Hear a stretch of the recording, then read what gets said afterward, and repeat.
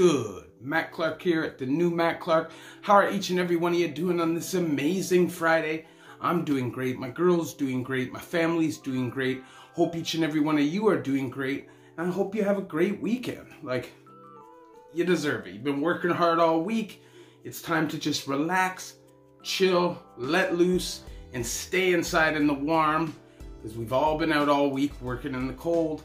And that sucks. If you could please hit that like button, subscribe button, and that bell notification button so you get all my videos when they're new. If you could share with somebody on social media, help spread the message, help spread the word, that'd be amazing. And there's a PayPal option if you'd like to donate, help support the channel. The link is in the description of most of my videos. So what's up? How you doing on this Friday? I had a hard week, worked late basically every day. And that's why this video is coming on Friday. But today I want to go back, okay? And I want to take you to a specific time in my life.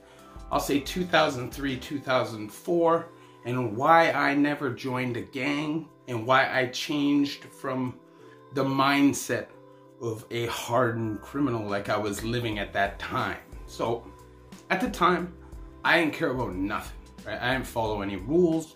I didn't care about hurting people. I didn't care about hurting people's feelings, stealing, any of that stuff. I did not care. I lived by my own rules. I lived like a nomad, and I felt like that's how I was gonna live for the rest of my life. It was my choice, and this is what I was gonna do. Nobody was gonna tell me nothing. So yeah, I was bad. And in my area, I was real bad. You know, I came from a good home and, you know, a good area, right? So it was not a crazy high crime rate or anything like that. All the people I went to school with were successful and had plans for careers and stuff like that. I was the oddball, right? So I ended up diving head first and got in and started hanging around with some different dudes that I met inside the system, okay? And when you are like me, who is like, I like breaking the law, right? But I wasn't like hardcore. I wasn't cutting anybody. I wasn't shooting anybody. I didn't want to physically hurt people. That's not how my mind worked. I was more just trying to make money so I could live the fast life, right?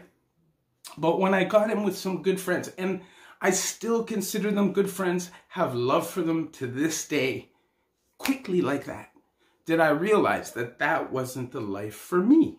It wasn't gonna work for me. And why is that?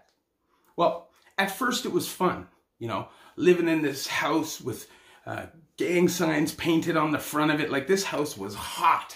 And I thought it was crazy, you know, house being lit up by spotlights. And just, for me at that age, I just thought, oh, I'm so hard, like I'm the sickest. Like, that was my mindset. But when I started rolling around with these dudes, I quickly realized that we were very, very different. Now, it took me a little while to realize that I needed to separate from that specific lifestyle. I knew that I didn't want that. When you see so many people get hurt physically, it's hard to deal with, right? And when you're rolling around and living that kind of a lifestyle, despite the fact that you're not doing it, eventually you're going to get caught up, right? You're going to get mixed up in something that you don't want to be mixed up in. And I realized that. I realized that I didn't want to be caught up on a body. I couldn't do that to my family. This was something that was not going to happen because of my bro specifically. How could I burden my family with that multiple times? I just wasn't going to do it. Plus, that's not where my heart was at. Like, I like people. I don't particularly want to hang around with people, but I like people. I don't want to see people I don't like get hurt. I don't want to see people that I like get hurt. I don't want to see strangers get hurt. That's just not my way of thinking, right? So for me, after seeing 1, 2, 3 crazy things, it was easy for me to say, whoa, jump back and say, whoa, like this affected my whole life, right? Separated me from the people that I grew up with, the friends from high school, really drove a wedge in between us because basically these guys were ops to all the guys that I grew up with. And it literally changed my whole life trajectory. And it was my fault. I don't blame anybody else, right? I wasn't forced to hang out with anybody or anything like that. That was my choice, right? But after a while, it got scary to me, you know? And I remember the last day that I hung out with those specific homeboys, I was rolling up to the house, you know, and somebody comes out. He goes, shh. He goes, go. Feds are coming. Get the fuck out of here. And I literally turned around in the whip that I was in, drove out to the end of the street. As I was turning out of the street, I seen a Suburban pulling into the street, and that Suburban would eventually tape off the whole area, and a bunch of people would get knocked. Now, what they got knocked for, I was not involved with, but it wouldn't have mattered if I was there, right? It wouldn't have mattered. So these things quickly started registering in my mind, like, oh, this is close. And keep in mind that I had more convictions than any of them. The only saving and mitigating factor was the fact that I wasn't violent. If that changed and all of a sudden there was a bunch of violence, they're going to whoosh, throw the book at me, and it's going to be a wrap for me. And that's just a fact. I didn't have any leeway. I didn't have any wiggle room. So I had to separate myself. And people were upset with me. My friends were upset with me. But there's a certain lifestyle that goes with you know, being in that kind of a circumstance. You know, there's certain things that you're expected to do. It's loyalty to your homeboys before your family or your woman, any of that stuff.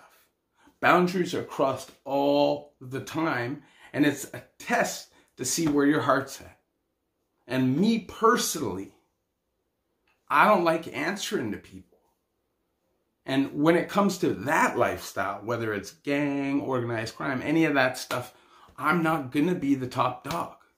I'm just not. And that's because I'm not prepared to raise my fist in violence like that.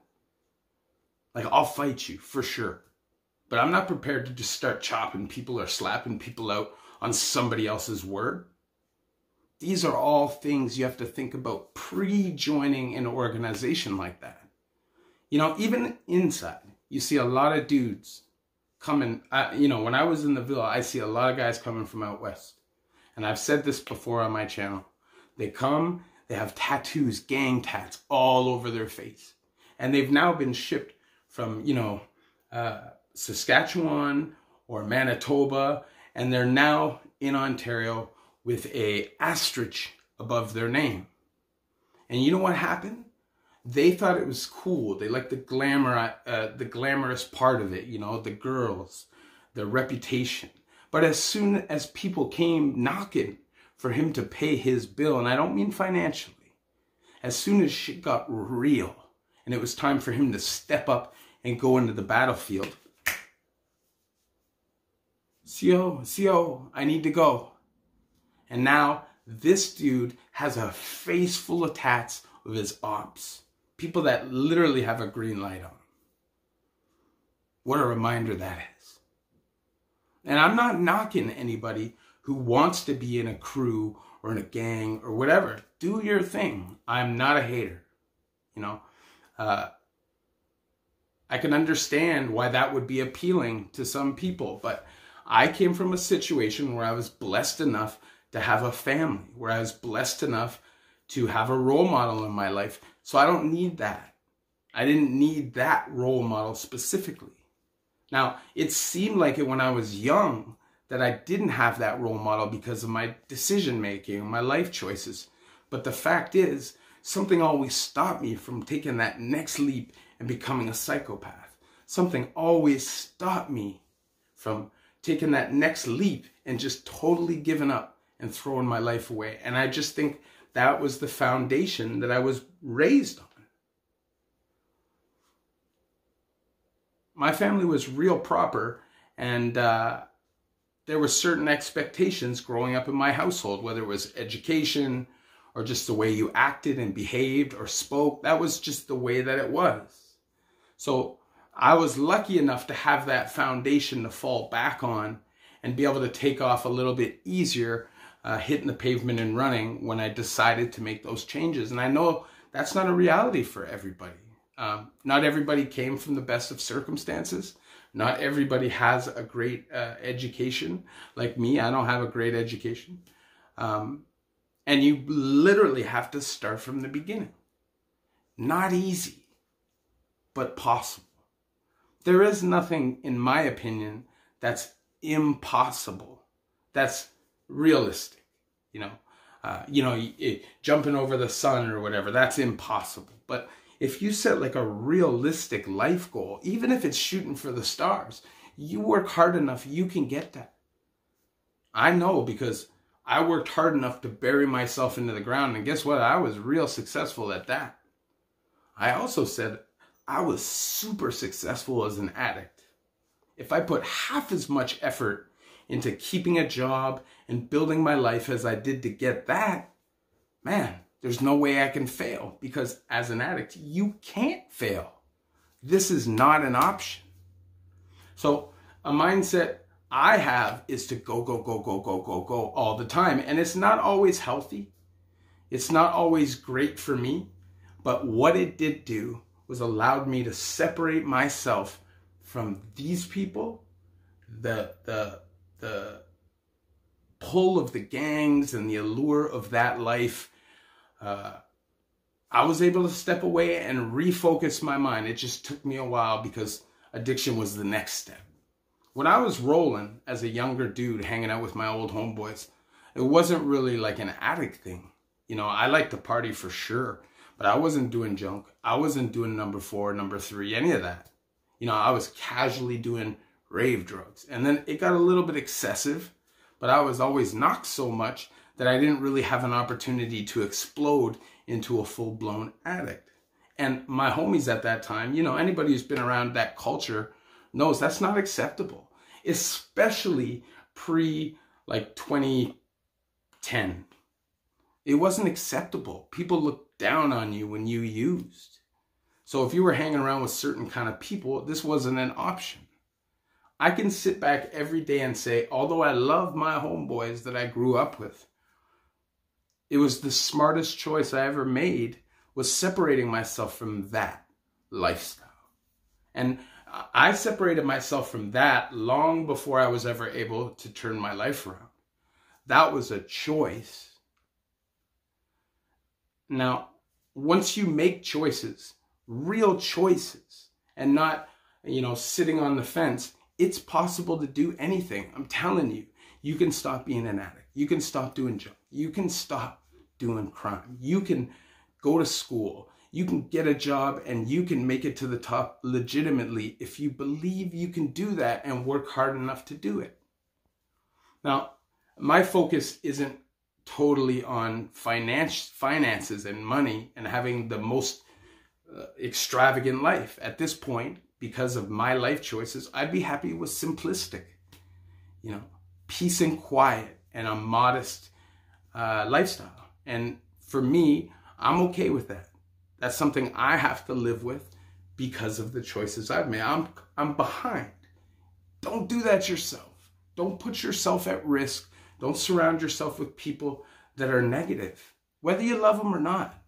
If the people you're hanging around with aren't better than you, aren't promoting positivity in you, then that's not the person you need to be around. You need to put yourself around people that win, and legitimately. All you can do is learn if you're surrounding yourself with people that have accomplished more. Obviously, I share my stories with you guys, so you guys don't have to go through these things yourself. If I could snap my finger, nobody goes to prison. Nobody's addicted. Nobody deals with these things. That's what I do. But it's 2022, although the end, and that's not a reality. It's hard out here. You see the prices of everything. Ribs is touching. And sometimes that can lead you to do things that you may not necessarily want to do, or you're just in a position where you feel like you have to do it, and that could possibly get you knocked. My videos will help you be focused and ready for what's coming if you do happen to have to go in, and it'll give you positive inspiration and motivation to change, because it's possible. If I did it, you can do it. That's a fact. If you could please hit that like button, subscribe button, and that bell notification button to get all my videos when they're new. If you could share with somebody on social media, help spread the message, help spread the word, that'd be amazing. And there's a PayPal option if you'd like to donate, help support the channel. The link is in the description of most of my videos. So I know that this video was about me separating myself from gangs and crime and that specific violent lifestyle. Veered off a bit, but that doesn't matter. At the end of the day, the point is the same. You get what you ask for. The energy you put out is the energy you give back. You know, typically when somebody gets slapped out, stabbed out, lose their life, they did something for that to happen. They gave out some energy that brought that back. And when you're in that lifestyle, those people are going to be the people you're surrounded by, the people that have no problem disciplining you if they feel like you violate. And sometimes that discipline can cost you your life, you know. So make the right choice, separate yourself from it now, get a job, go to school, go to rehab, whatever it is you have to do, because you're fucking worth it. If you're on this planet, you have a purpose. Love each and every one of you. The new Matt Clark.